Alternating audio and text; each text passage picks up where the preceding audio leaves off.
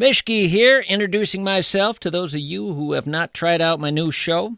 You probably have no idea who I am, and that's just fine. I'm a fifth-generation Minnesotan, shaped by this part of the country for better and for worse. Minnesota has been my mama and my daddy. It's taught me right from wrong, good from bad, duck, duck, grey duck from duck, duck, goose. The name of my podcast again, Mishke. That's an East German word meaning BS. Check it out. Rakuten is the smartest way to save money when you shop because you earn cash back at over 3,500 stores. Fashion, beauty, electronics, home essentials, travel, dining, concert tickets, and more. Your favorite stores like Lowe's, Levi's, and Nike pay Rakuten to send them shoppers. And Rakuten then passes on a part of that payment to its members as cash back. You're already shopping at your favorite stores. Why not save while you're doing it? It's a no-brainer. Membership is free and easy to sign up. Get the Rakuten app now and join the 17 million members who are already saving. Cashback rates change daily. See Rakuten.com for details. That's Rakuten. Your cashback really adds up.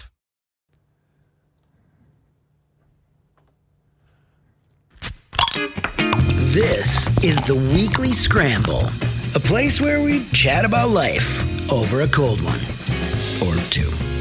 It's time to belly up to the pod with Mike Fratelloni and your host, Chris Reavers. That's right. It's time for the Weekly Scramble podcast. My name is Chris Reavers. With me, as always, his name is Mike Fratelloni. Hello, Michael. How you doing, Reavers? I'm doing good. We're doing our second show here in what's pretty much an abbreviated week for most of the citizens of this country. But I wanted to get to this story in our last episode, and we just had so much material. We just weren't able to get to it. But you and I are both fathers. We are. And you've always had that thought of, because I'm super neurotic, so I'm always like, okay, who's trying to kill one of my kids or whatever. I'm always in that mode, right? But then you see this story, and it's just it's harrowing, but at the same time, it's unbelievable. So a father jumps overboard to save his 5-year-old daughter who fell off a Disney cruise ship from the fourth deck into the ocean. The ship was heading back to South Florida when the intense rescue was made. The ship was moving quickly, so quickly. It's crazy how quickly the people became tiny dots in the sea, and then you lost sight of them, said a fellow passenger.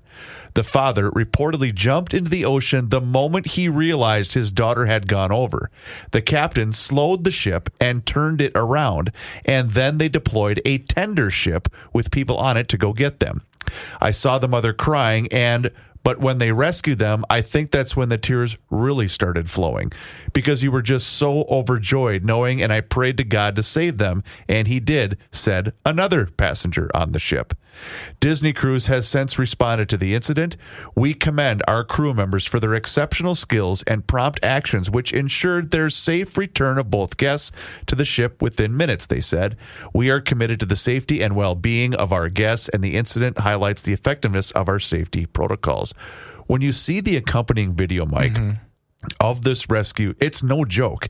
They are literally dots in the ocean. And the fact that, that this happened during daylight, I think was somebody could find them at least. Was massive.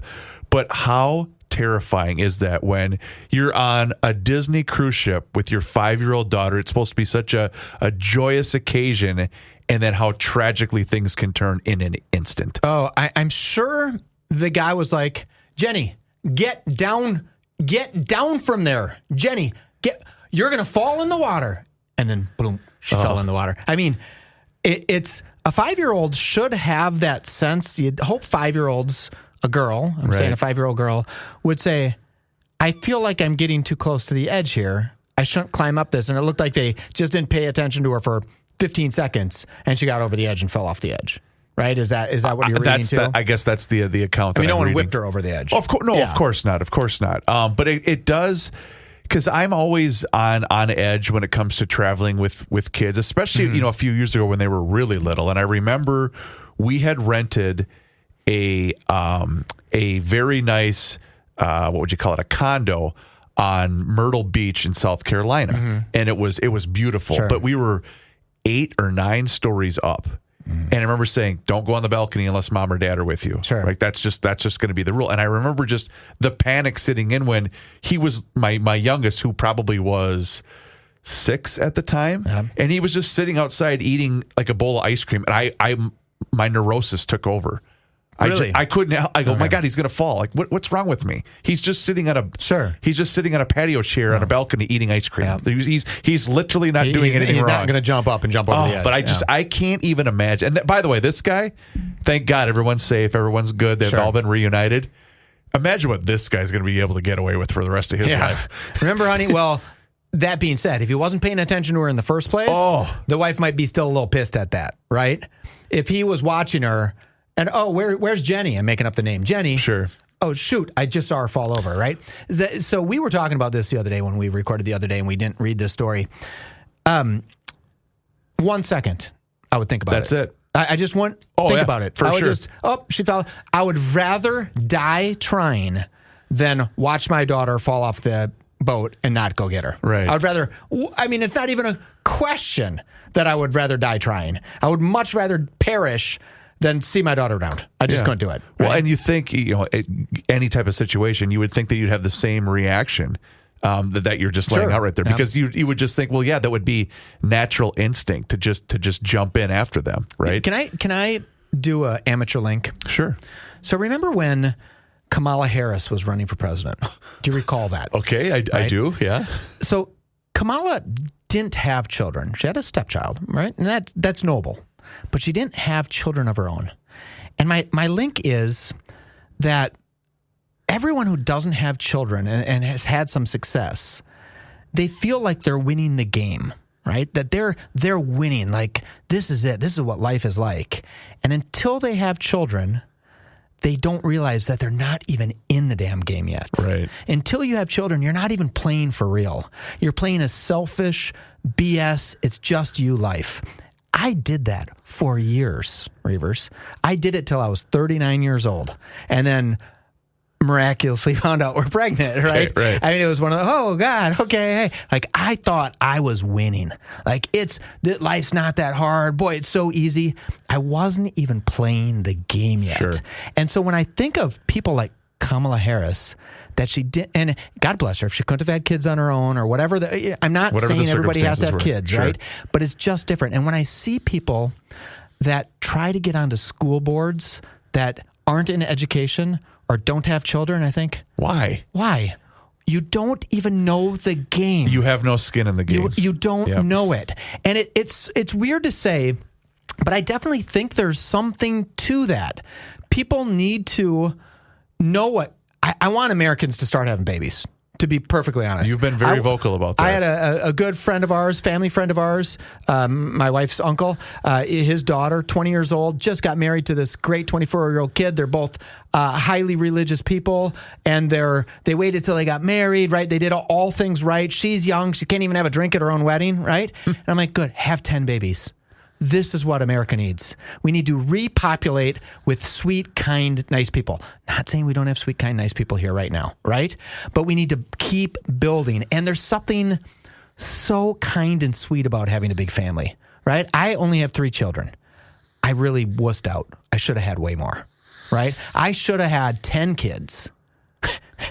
Actually, I'm fine with the amount I have, right? Okay. But we have to at least replace ourselves, right? Mm-hmm. So my wife and I, we have 3 kids, right? We're replacing ourselves, right? We did it. We put more in than we took out. But this guy, you don't know what it's like to think about jumping overboard or the concept of jumping overboard until you have a child. Until you've hit the wall. Yeah, right. Until you the moment your little daughter falls, you're overboard. You're done, right?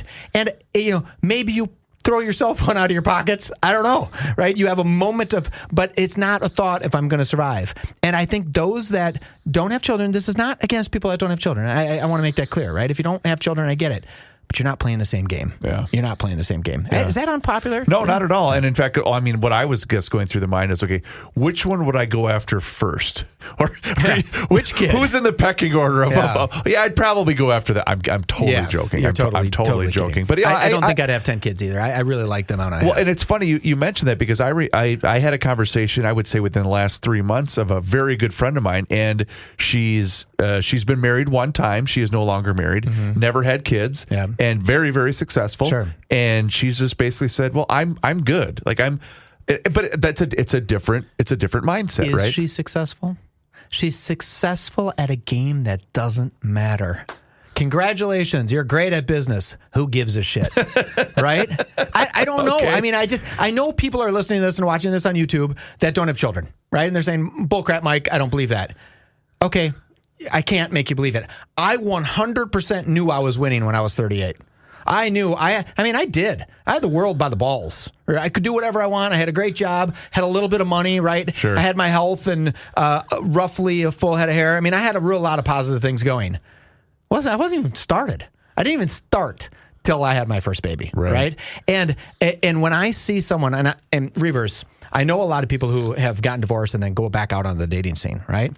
And a lot of people get divorced in their mid-30s, early 40s. And then there's a set of females out there that are hitting 40 that don't have children yet, that know that what they're doing is not the end, right? That they want to have children. And I feel so badly for them because, one, it becomes much harder to have children after 35, right? You got to find somebody. I remember doing online dating after I got divorced. And, I mean, the kind of concepts, I would meet somebody and they'd say, my goal is to have children. Do you want to have children? Right? I'm like, I have 2 children. I did. And but I don't blame them. They were like, I need to find somebody now. And, Mike, you have a job? Boom, you are good enough. Top of the list. Right? Yeah. Your genetics is pretty shitty, but you're at the top of the list, right? And I just so happy that both the child and the dad survived this, right? Oh, no kidding. Because what a tragic story. And now it just makes you think, if people are listening to this and they don't have children, do they think, would I jump in for a 5-year-old?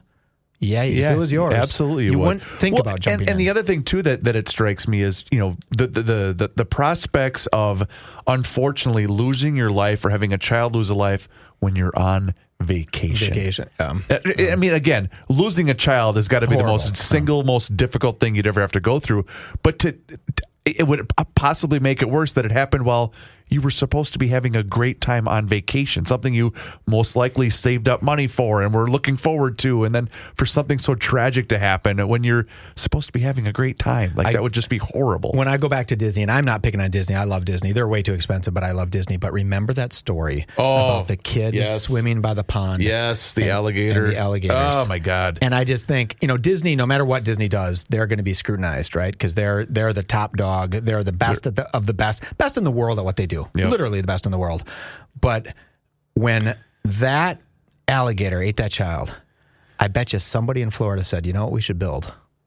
We should build a prison surrounded by alligators. All right, was that a segue? That's not a bad segue. That was a decent segue. Don't even say that wasn't professional. That was pretty good. That was as good as I get, Reavers. You're getting pretty damn good at this. Oh, my God. That was as good as I could do. All right, so we'll get to that here in just a minute, but I do want to make mention of our good friends at We Are Nuts, and wearenutsmn.com is the website. Mike, I told the story about the head nut, the big nut, Mr. Big Nuts, going into every single one of your Fratelloni's locations and taking photos at the end caps. I think that is so freaking awesome. In fact, earlier today, you'll be happy to know I was talking to the current head of the Minnesota Grocers Association, Pat Garofalo. Okay. He might be reaching out and getting in touch with the We Are Nuts family, which is super cool. Yeah, that would be super cool. So, tell him Mike sent you. For sure. Yeah, let's at least say Frat sent you, because then I can get some free nuts from the We Are Nuts people. So go into any one of your local Fratelloni's hardware and garden stores locations. All the end caps should be up and running, and it doesn't matter. They've got such a great variety of snacks to choose from. Like I've mentioned, I've become such a huge fan of the maple bourbon toffee almonds, but the original toffee peanuts are a huge hit, and also the cinnamon toasted toffee peanuts. And if you've got the spicy lover in your life, the hot nuts toffee peanuts condiments are also a huge hit. And the wasabi mix is good. The honey mustard mix is good. It's all there for you. So go to their website. It's wearenutsmn.com. And you can also place your order. So if you don't live here in the metro area or in the state of Minnesota, not a problem. They can take care of you, and you can place your order, and you can let them know that you heard about them right here on the Weekly Scramble podcast, not just that. Michael. So I keep saying that, we have these end caps that we put up. The head nut came out and took pictures with all of our team. That's so cool. We're still up 900% in sales. Oh, my God. I know that because we put an end cap up, it's better than what we had before. Our selection's better. Sure. I get that. But I think people on Frat Pack are posting tons of photos of them going into the stores. Oh, cool. Looking at the end cap. In fact, I told you that. I said to the one guy, does the end cap look full? And he said, I'm not squealing on your staff. Like, what? Like, I'm not a secret shopper. Yeah, the end cap looked great. It was really funny. But it is obviously... This is not a commercial for We Are Nuts anymore. This is a commercial for other people that have things that they want to advertise. Sure. Because when we partner with somebody like We Are Nuts, if you have a great product like We Are Nuts, you have good salespeople like the people at We Are Nuts, and you have good partners like Frattallone's and us, advertising works. It's going to work. Yeah, I mean, 900%. You're not up 900% on anything. And that was 900% on sales that we were doing that were decent. It wasn't like we only sold one last year and now we sold 9. We were selling a lot of We Are Nuts. Now we're selling a lot of We Are Nuts, nine times. That's so cool. So whatever. So advertise with us. Just call us. Reach out to Reavers, right? Don't you have an email? I should, yeah. Okay. creavers@garagelogic.com. But thanks again to We Are Nuts and wearenutsmn.com, the Weekly Scramble. We will be right back. All right, Captain Segway. That was pretty good. That wasn't bad. That Yeah. wasn't bad. All right, so you really wanted to get to this story, and I'm glad you're going to bring this up because it is something I wanted to talk to you about as well. Yeah, But you have the floor is yours. story from CBS News over there, but I think this is fascinating. They built a detention center in Florida surrounded by alligators.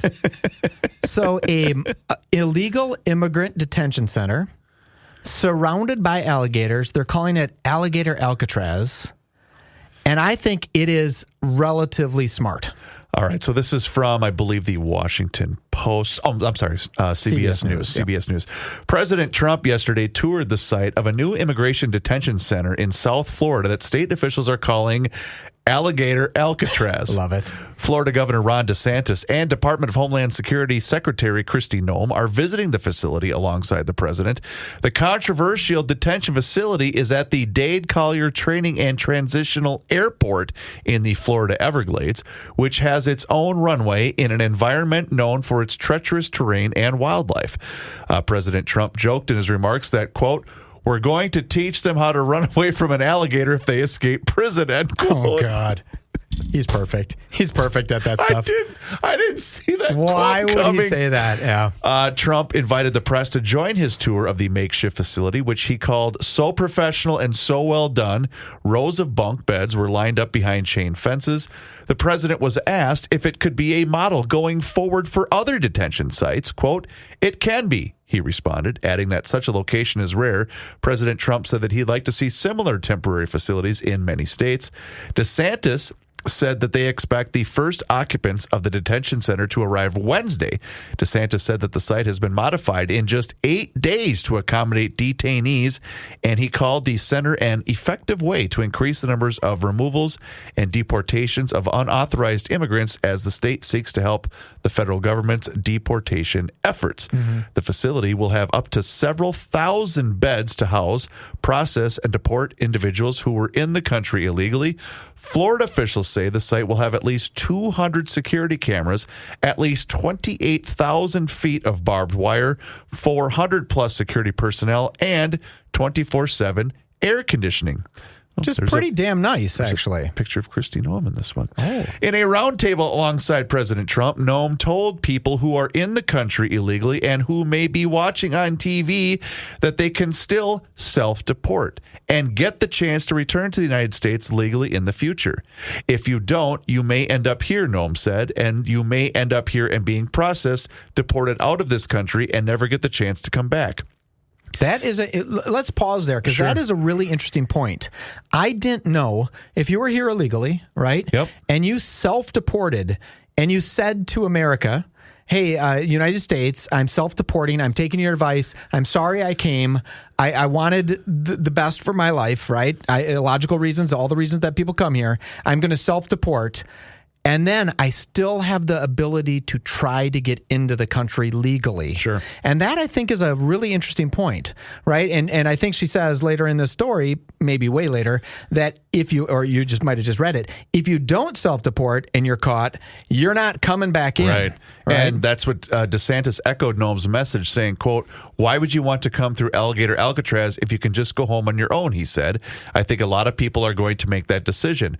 Protesters, of course, have gathered outside the gates as construction work proceeded on the site in recent days, and a crowd of demonstrators turned out again Tuesday to protest Trump's visit. CBS News Miami reported. Phyllis Andrews, a retired teacher who drove in from Naples, Florida to join the protests, told the Associated Press, "I have a lot of immigrants I have been working with. They are fine people. They do not deserve to be incarcerated here." I get it. You're right. She's right. They are fine people. The vast majority are fine people wanting the American dream. You can't come in illegally. There's a process. I'm sorry, there's a process. Right. Noam announced last week that the detention facilities in Florida will be funded in large part by the Federal Emergency Management Agency as part of FEMA's Shelter and Services Program, an initiative created by Congress to support groups and cities receiving migrants and asylum seekers released from federal custody along the U.S.-Mexico border. There is only one road leading in, and the only way out is a one-way flight, White House Press Secretary Caroline Leavitt said Monday. It is isolated and surrounded by dangerous wildlife in unforgiving terrain.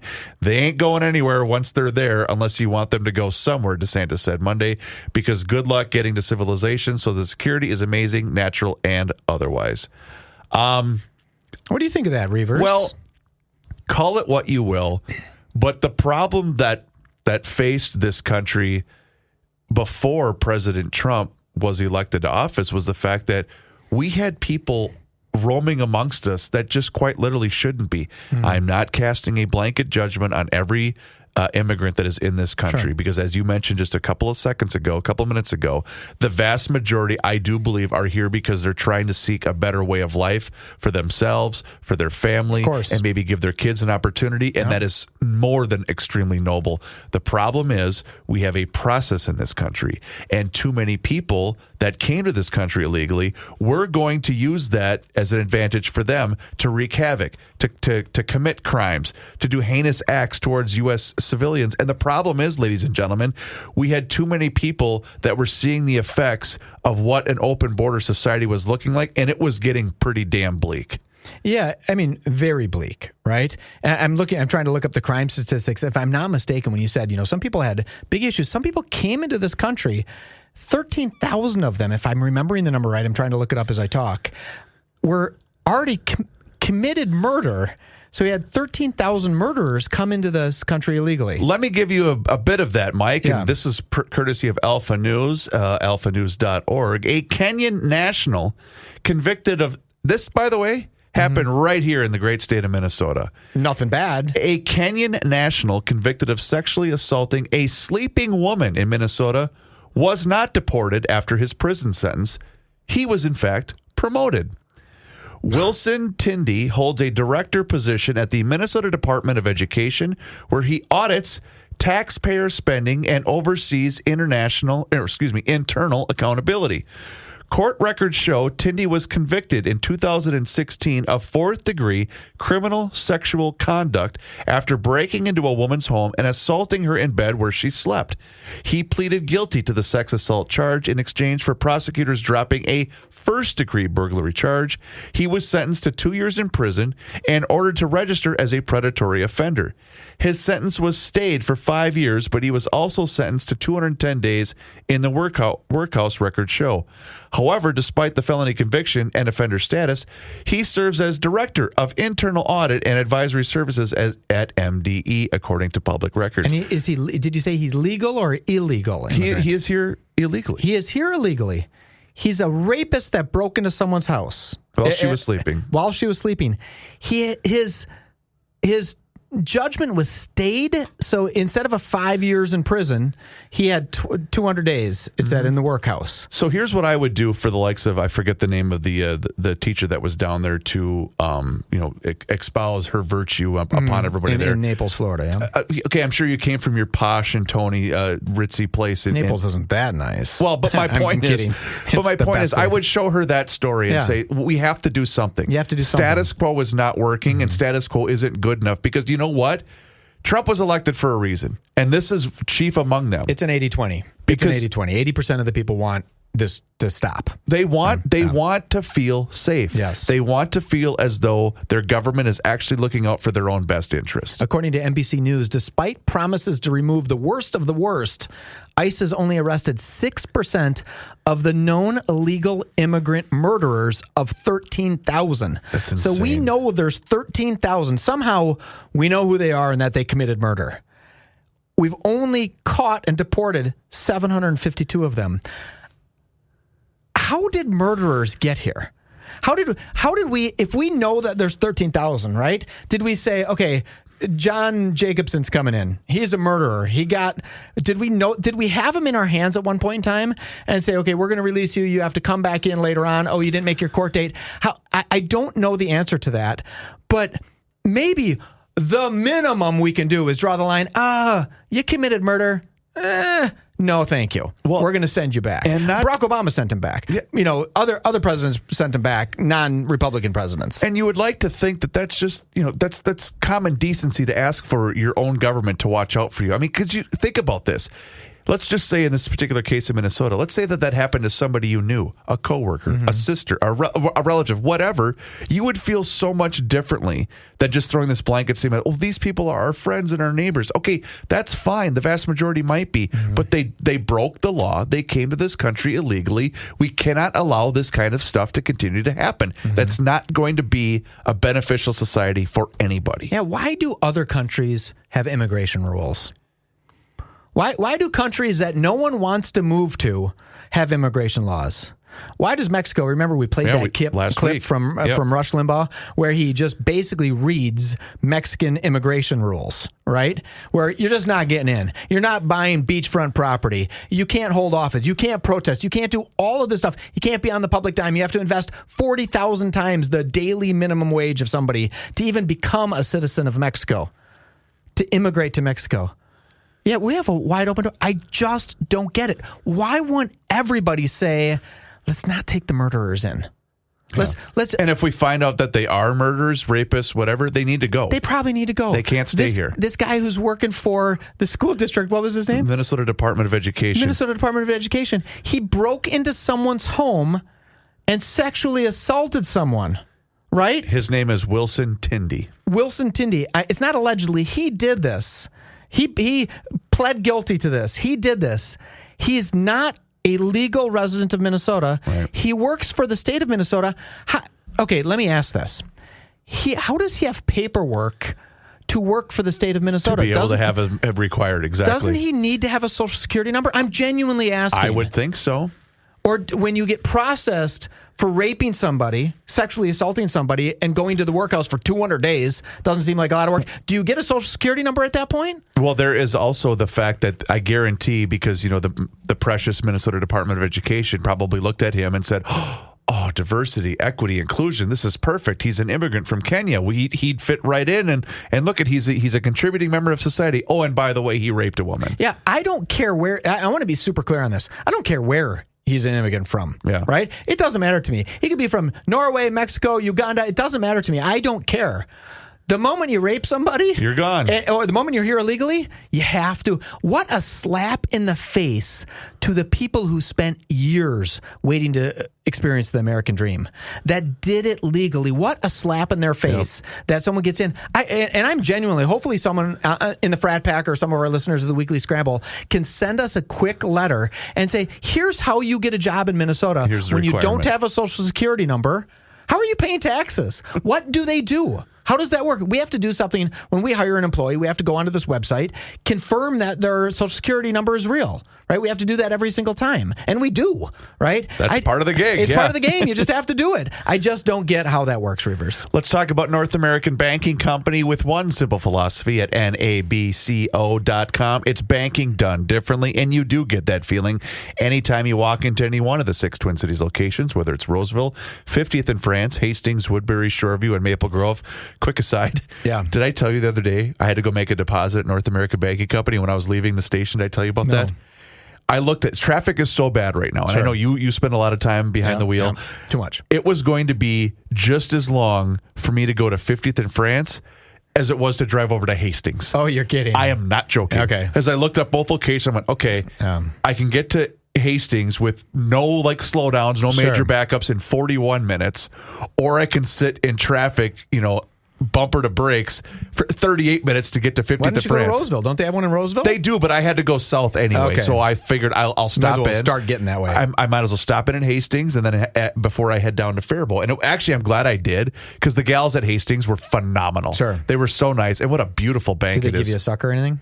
I could have got a dum-dum, but Okay. I felt a little sheepish for asking for one. Can I take these for my kids? But they offer all of the services as the other big national banks, whether you're looking to buy a home, maybe finance a new home renovation project, or get that new car that you've been thinking about. My friends at North American Banking Company are going to be able to help you out. They also offer all of the same online and mobile banking options as the other banks, but the key difference is you're going to get the unparalleled service of a community bank. So check them out online today. It's nabankco.com to learn more. It's banking done differently. North American Banking Company, member FDIC, is an equal housing lender. The Weekly Scramble. We'll be right back.